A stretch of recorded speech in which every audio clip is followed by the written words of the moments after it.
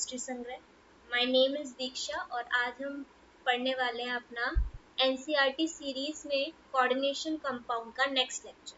Previous videos में या previous questions जो थे उसमें मैंने आयुपेक नोमेनक्लेचर करना बता दिया था, आपको किस तरीके से करना है। इस वीडियो में हम अबाउट द आइसोमेरिज्म पढ़ेंगे। मेनली इसमें जो आइसोमेरिज्म पढ़ेंगे वो आपकी स्ट्रक्चरल आइसोमेरिज्म, क्योंकि क्वेश्चन भी आपका इसी पर बेस्ड है, तो हम इसके ऊपर पढ़ने वाले हैं। तो आइए शुरू करते हैं। नेक्स्ट क्वेश्चन है आपके पास, list the various types of the isomerism possible for coordination compound given an example of each. आपको आइसोमेरिज्म बतानी है और आपको उसके टाइप्स बताने हैं। बेसिकली अगर आइसोमेरिज्म की आपसे मैं बात करूं तो क्या होता है, जिनका फॉर्मूला सेम हो लेकिन उनके एटम्स का अरेंजमेंट डिफरेंट होता है, राइट। ये आपके पास आइसोमेरिज्म अभी तक पढ़ते आए हुए हैं। अब जो यहाँ पर हम पढ़ेंगे, हमारे आइसोमेरिज्म में दो तरीके की होती है, एक स्ट्रक्चरल और एक हमारे पास स्टीरियो, राइट। स्ट्रक्चरल आइसोमेरिज्म क्या होती है? स्ट्रक्चरल आइसोमेरिज्म आपके पास वो आइसोमेरिज्म होती है जिसमें आपके एटम्स का अरेंजमेंट डिफरेंट होता है, ठीक है। यहाँ पर भी आपके एटम्स जो है सेम है लेकिन उनका स्पेशियल अरेंजमेंट डिफरेंट होता है। क्लियर हुआ? ये स्ट्रक्चरल आइसोमेरिज्म आपकी चार तरीके की होती है, आयोनाइजेशन, कोऑर्डिनेशन, हाइड्रेशन और लिंकेज। ओके, सबसे पहले हम बात करते हैं आयोनाइजेशन आइसोमेरिज्म की। देखो, आयोनाइजेशन आइसोमेरिज्म क्या होता है? ऐसी आइसोमेरिज्म जिसमें फॉर्मूला तो सेम हो, ठीक है, फॉर्मूला आपका मॉलिक्यूलर सेम होगा, लेकिन अगर आप इनको पानी में डिसॉल्व करोगे ना, यानी कि उन आप कंपाउंड्स को जब आप पानी में डिसॉल्व करोगे, ठीक है, तो डिसॉल्व करने पर आपको डिफरेंट आयंस मिलेंगे सॉल्यूशन में, ठीक है। कैसे? अब जैसे आपको पता है कि जो आपकी प्राइमरी वैलेंसी होती है दैट विल बी आयोनाइजिंग। तो मैंने यहाँ पर दो एग्जांपल लिखे हैं। इस एग्जांपल में अगर आप ध्यान से देखें तो this is the outer most आपके पास लीगेंड है, यही सिर्फ आपके डिसोसिएट होंगे। तो अगर आप इसको डिसोसिएट करोगे तो आपको Cl माइनस लीगेंड मिलेगा, इसको डिसोसिएट करोगे तो SO4 2 माइनस का लीगेंड मिलेगा। यानी कि जब कंपाउंड को आपने डिसॉल्व करा, कंपाउंड आर सेम, सेकेंडरी जो आपकी वैलेंसीज है वो सेम है, लेकिन जब आपने इसको डिसॉल्व करा तो डिफरेंट आयंस आपको देखने को मिलेंगे सॉल्यूशन में। इसी को हम बोलते हैं आयोनाइजेशन आइसोमेरिज्म। ओके, ठीक है। नेक्स्ट है हमारे पास कोऑर्डिनेशन आइसोमेरिज्म। कोऑर्डिनेशन आइसोमेरिज्म क्या होती है?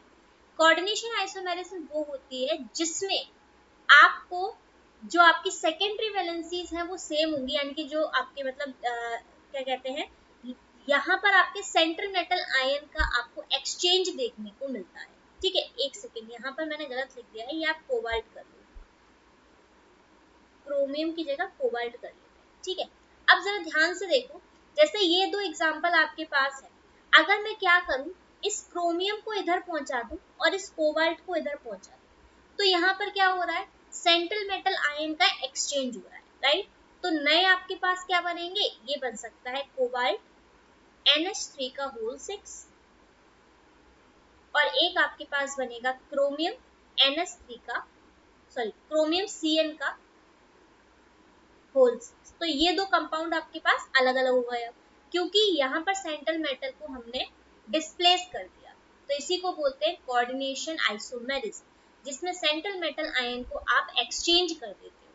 क्लियर हो गया? नेक्स्ट है हमारे पास हाइड्रेट आइसोमेरिज्म। हाइड्रेट आइसोमेरिज्म क्या होता है?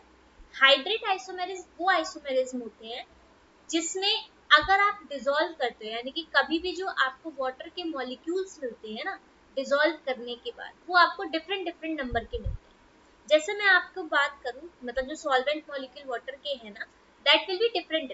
जैसे मैं अगर इसको डिसॉल्व करती हूँ तो बताओ यहाँ पर कितने वाटर के मॉलिक्यूल मिलेंगे? 0। यहाँ पर हमें एक भी नहीं मिलेगा। लेकिन अगर हम इधर बात करें तो अंदर की एंटिटी से तो आप वैसे भी तोड़ नहीं सकते हो, बाहर की एंटिटी में कितने वाटर मॉलिक्यूल है? 1, तो यहाँ कितना मिलेगा? 1। सिमिलरली अगर इसकी बात करें तो यहाँ पर कितने मिलेंगे आपके पास? यहाँ पर आपको मिलेंगे 2। तो ये क्या है, different number of solvent molecule आपको यहाँ पर मिल रहे हैं।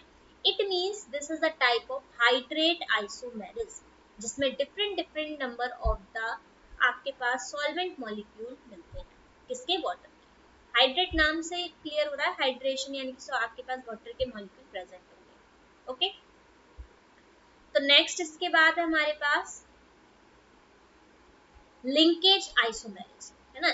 लिंकेज आइसोमेरिज्म में काफी अच्छी आइसोमेरिज्म, इसमें क्या होता है कि मॉलिक्यूलर फॉर्मूला आपको सेम मिलेगा, ठीक है, लेकिन जो आपके पास इसमें एक लिगेंड प्रेजेंट होगा, उस लिगेंड को हम बोलते हैं एम्बिडेंटेड लिगेंड। एम्बिडेंटेड लिगेंड क्या होता है, ऐसा लिगेंड जिसकी डोनर साइड दो होती है, यानी कि दो साइड से डोनेट कर सकता है। अभी मैं बताऊंगी क्या होता है, पीछे भी आपको क्वेश्चंस में डिस्कस कर चुके हैं। तो एम्बिडेंटेड लिगेंड वो लिगेंड होता है जिसमें आपकी दो डोनर साइड प्रेजेंट होती है।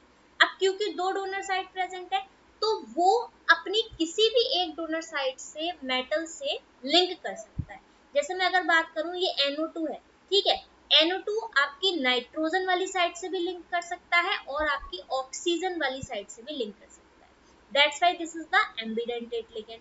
तो ऐसी आइसोमेरिज्म जिसमें एम्बिडेंटेड लिगेंड प्रेजेंट हो और डिफरेंट मोड ऑफ अटैचमेंट हो उस लिगेंड का, इसी को बोला जाता है लिंकेज आइसोमेरिज्म। और भी होते हैं एम्बिडेंटेड लिगेंड, अगर मैं आपको और बताऊं तो दीज आर योर, देखो, दीज आर योर CN, अगर CN प्रेजेंट है, CN also can bind as NC, ठीक है। तो ये आपके पास क्या है, these are ambidentate ligand. SCN है, इसको हम इस तरीके से भी बाइंड कर सकते हैं, NCS। तो ये सब एम्बिडेंटेड लिगेंड है, अगर ये आपके प्रेजेंट है तो ये सारे आपकी लिंकेज आइसोमेरिज्म को दिखाएंगे। तो ये चार तरीके की स्ट्रक्चरल आइसोमेरिज्म हम पढ़ते हैं, मोस्ट इंपॉर्टेंट है, आनी चाहिए। अब नेक्स्ट मैं आपसे बात करूं तो दूसरी कैटेगरी है हमारे पास स्टीरियो आइसोमेरिज्म। स्टीरियो आइसोमेरिज्म क्या होता है, जैसे मैं ऑलरेडी बता चुकी हूँ, मॉलिक्यूलर फॉर्मूला सेम है, लेकिन जो स्पेशियल अरेंजमेंट है लिगेंड की वो आपको डिफरेंट दिखेगी। कभी सिस पेरेज होंगे, कभी सिस ट्रांस होगी, कभी ऑप्टिकल होगी, यानी कि अरेंजमेंट जो लिगेंड की है ना special, that will be the different, ठीक है। उसी के बेसिस पर इसको दो तरीके से डिवाइड करा गया है, एक आपका ज्योमेट्रिकल और एक आपका ऑप्टिकल। ज्योमेट्रिकल, एक बात याद रखना, ज्योमेट्रिकल में हम ऑलवेज डिस्कस करते हैं सिस और ट्रांस, ठीक है।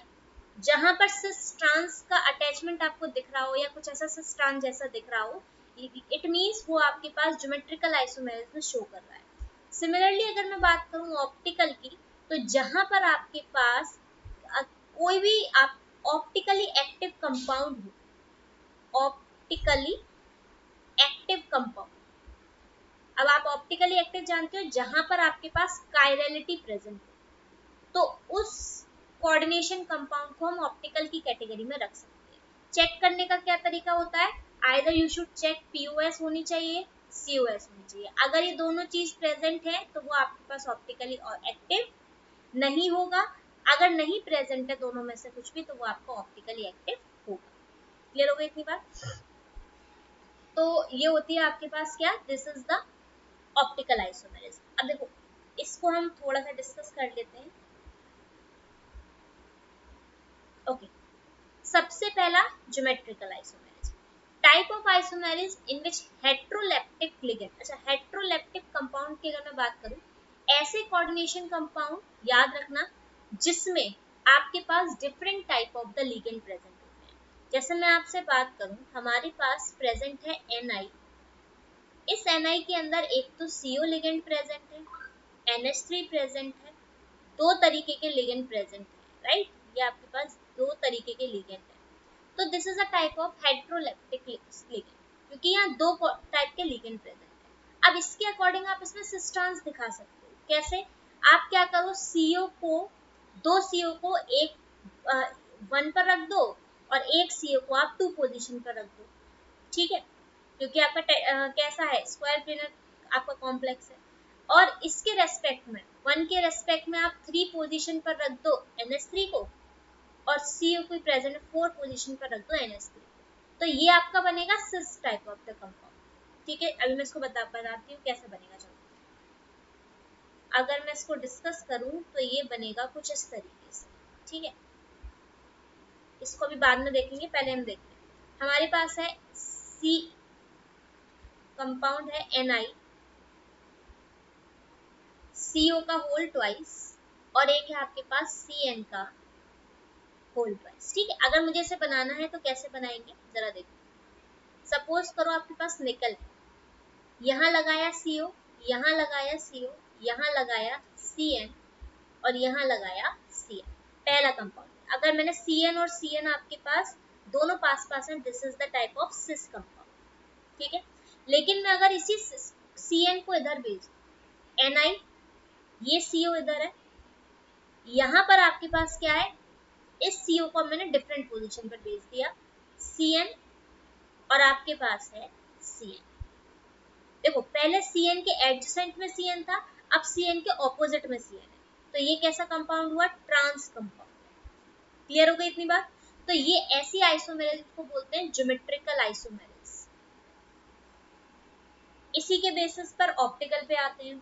ऑप्टिकल क्या होना चाहिए, जहां पर आपके पास कायरलिटी प्रेजेंट होनी चाहिए, यानी कि ना उसमें कोई पीओएस हो, प्लेन ऑफ सिमेट्री हो, ना ही उसमें कोई सेंटर ऑफ सिमेट्री हो। तो ऑप्टिकल आइसोमेरिज की बात करें तो यहाँ पर क्या है, ऐसी आइसोमेरिज जिसमें आपकी कोई भी plane polarised light equal opposite direction में रोटेट होगी। कब रोटेट होगी, जब उसमें कायरलिटी प्रेजेंट होगी, तो वो आपके पास क्या होगी, रोटेट होगी, either in the D form और either in the L form. Dextro rotatory भी हो सकती है और लीवो रोटेटरी भी हो सकती है, यानी कि प्लस डायरेक्शन में भी और माइनस डायरेक्शन में। ठीक है, कैसे पता लगाते हैं, यानी कि जब आप उसकी मिरर इमेज बनाओगे तो उनकी मिरर इमेज याद रखना कैसी होती है, नॉन सुपर इम्पोजिबल होती है। कैसी होती है, नॉन सुपर इम्पोजिबल। अगर बनाकर देखना है तो बनाकर देख लेते हैं। जैसे हमारे पास क्या है, let me erase this.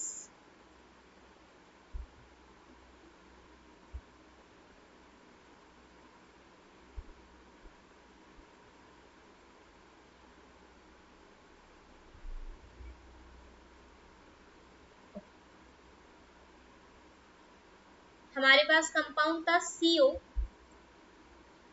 En का होल थ्राइस 3+। ठीक है, अब देखो मैं इसे कैसे बना सकती हूँ। हमें पता है En आपका बाइडेंटेड लिगेंड है, यानी कि इस तरीके से हमारे पास 6 कोऑर्डिनेशन नंबर का है। अब En को बनाना है, एक En हमने इधर लगाया, एक En हमने इधर लगाया और एक En हमने इधर लगाया। हमेशा याद रखना, जब भी आपके 3 लिगेंड सिस पोजीशन में अटैच्ड हैं, तो सिस पोजीशन में अटैच पर आपको कभी भी ऑप्टिकल आइसोमेरिज सॉरी इनकी जो मिरर इमेज होती है कभी भी नॉन सुपर इम्पोजिबल होती है। जैसे मैं आपको बताऊं, अगर मैं इसका मिरर इमेज बनाऊं तो कैसे बनेगी, देखो। ठीक है, ये बनी En, यहाँ पर ये En और यहाँ पर ये En। अब बताओ, अगर आप इसको उठाकर इस पर रखोगे तो क्या ये इसके ऊपर ओवरलैप करेगी, नहीं करेगी। तो ये क्या है, non super imposable, non super imposable mirror image. ठीक है, तो ये क्या है, ऑप्टिकली एक्टिव है, और ये इन आइसोमर्स को हम बोलेंगे ऑप्टिकल आइसोमर्स। क्लियर हो गया।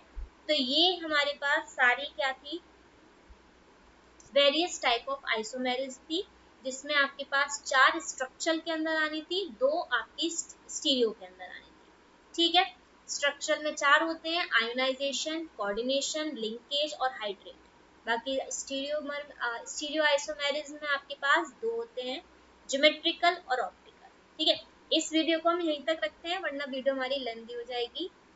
बाकी जिन्होंने चैनल अभी तक सब्सक्राइब नहीं किया है, go and fast subscribe our channel. बाकी हम एनसीईआरटी क्वेश्चंस को नेक्स्ट वीडियो में करेंगे। Thank you everyone.